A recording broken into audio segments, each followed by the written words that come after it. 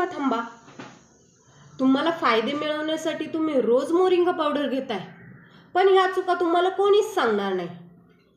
तर पहिली चूक आहे, एकदम जास्त पावडर खाऊ नका, नाहीतर तुमचे पोट बिघडू शकते. सुरुवातीला नेहमी पाव किंवा अर्धा चमचाच घ्यावा.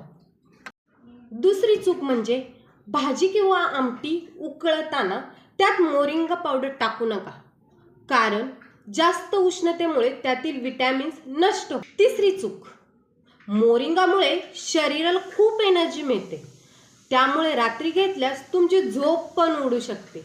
नेहमी सकाळी किंवा दुपारीच. चौथी चूक, मोरिंगा स्वभावाने थोडा उष्णच असतो, त्यामुळे जर तुम्हाला आधीच पित्त किंवा ॲसिडिटीचा त्रास असेल तर रिकाम्या पोटी अजिबात घेऊ नका.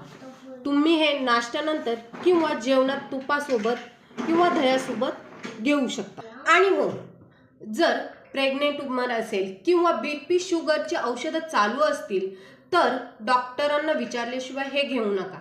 ही महत्त्वाची माहिती विसरू नये म्हणून ही रील आत्ताच सेव्ह करा आणि तुमच्या मित्रमैत्रिणींना नक्की शेअर करा. Thank you for watching.